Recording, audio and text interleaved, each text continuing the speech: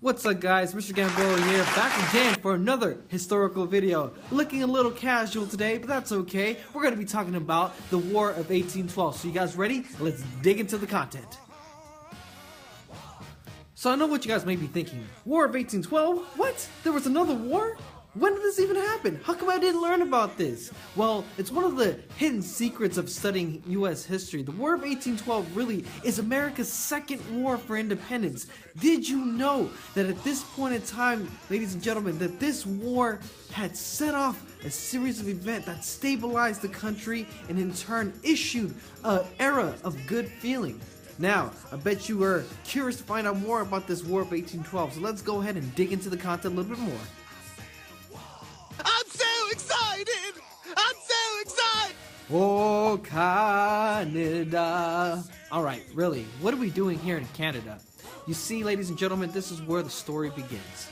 Now, towards our neighbors in the north, you have to understand that Canada was still under direct control of the British monarchy. The British still had direct control over this land. Even though the United States, the colonists, had kicked out the British from their land in North America, the British still resided in Canada. It was their province to own and to navigate in any way that they might wanted to. And in addition to that, a lot of colonists were eager to kind of go beyond their borders and to expand their territorial claims, kind of a manifest destiny. Remember that word because we'll come back to it. Now, here's the thing. Why does that even get America into a conflict with Great Britain? Now, Great Britain at this time is also in a major conflict with France. They are in a major conflict with Napoleon. Now, Napoleon is trying to conquer and start to set up a huge empire, a French empire, and his main stepping stone is the British Empire. Now, the British and the French are waging this huge conflict, and the only way to keep America out of this war is to keep them neutral. So both sides kind of pass a series of restrictions on America to make sure that they're not profiting off of this war. They're not selling enemy arms.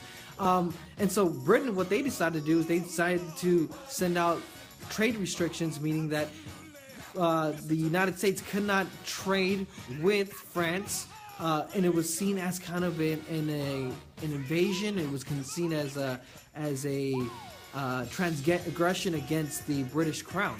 And so with that, the British also had another piece. While different colonists were venturing up north into the Canadian border, the British would stop those sailors, stop those boats, take over the boats, and force these people to join the Royal Navy.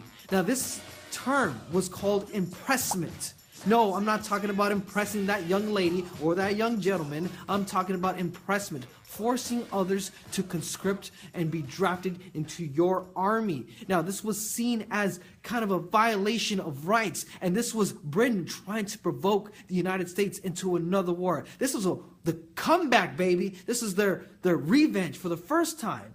Now, America has a decision to make. What to do with the situation? Should they let this thing go? Or should they declare war and teach those Brits a message? We'll see what they do in just a few seconds. Alright, so let's discuss what America's decision really was. Now, America had to decide whether or not to go back to war with Great Britain. Now, keep in mind, it only had been a few years since America has officially declared independence, and its nation was still kind of young, and its army still kind of developing. Now, there were a lot of people on one side that were saying they were eager to go to war with Great Britain. These people were called the War Hawks, and they predominantly came from the Democratic Republican Party. Now, on the other side, you may recognize the oppositional party, the Federalists. Now, the Federalists wanted to maintain a good relationship with Great Britain because they saw them as an instrumental power to be had in the future. But the thing is, a lot of these Federalists were criticized on being too soft on the enemy, and the Federalist power begins to wane just a few and just a little bit until pretty much they're irrelevant. And so what ends up happening is James Madison ends up declaring war on the British, and now we have an official war, a second war, the War of 1812, when America was officially invaded. Oh no, I wonder what's gonna happen next. It's getting weird. Looks like things aren't going too well for the colonists, and that's exactly what happened. In the beginning portion of the war, Americans didn't really get what they wanted, and as a result, Americans were really taking a beating from the war.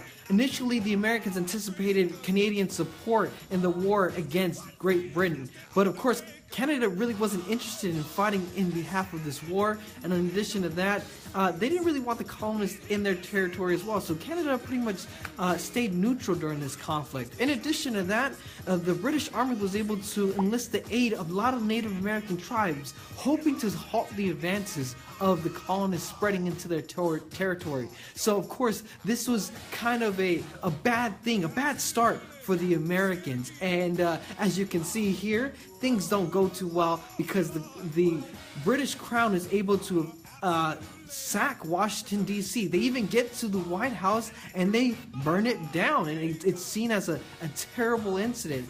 They send the president's wife running with some of the founding documents of the nation out running from this disastrous battle. The British only evacuate because by some heavenly work there was a kind of a storm that chased out the British from this stronghold in Washington D.C. and this was kind of seen as a sign from God that the Americans were in it to win it. So this is the first half. Now the Americans are gonna fight back.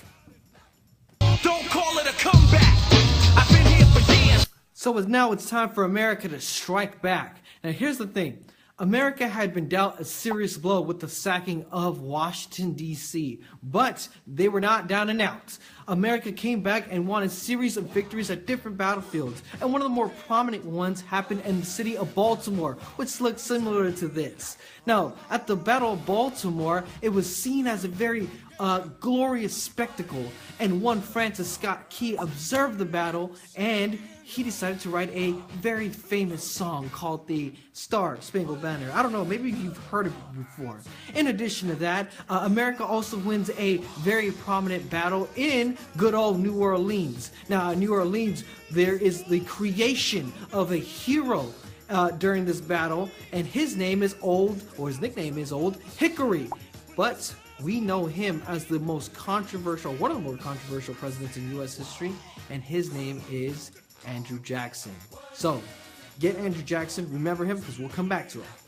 Watch out! It's that one guy. So where does this war end? It ends with the simple treaty, the Treaty of Ghent. Now, the Treaty of Ghent pretty much ensured a ceasefire. No side wins substantially anything major from this battle. The British agreed to stop with the hostilities against the Americans, and the Americans agreed to stop with the transgressions against the British Crown. And so really what you have is kind of a ceasefire which agreed to nothing substantial. However, a lot of the war hawks that demanded action for this war considered this war to be a win for them, a victory for them. And so this was kind of seen as a symbol of strength for a lot of Americans. And so this War of 1812 propelled three overwhelming legacies that are left behind. The first legacy is that there is going to be an era of good feeling, pretty much a unified country gathered together under one banner. The second is that there is going to be an increase in production, and there will be more American goods being produced in the country. The third and final is that there will be an expansion of territory in the United States. And the United States is going to see this war as a way to justify their expansion. It is their destiny overall to expand from sea to shining sea. And also, in addition to what I just mentioned, the Federalists lose their power in Congress, and they have become irrelevant after this war. So pretty much unifying the country under the Democratic Republican Party. But of course, they're not going to remain the uncontested party for a long time. They will be contested very shortly. With that being said, that is the War of 1812. Study hard.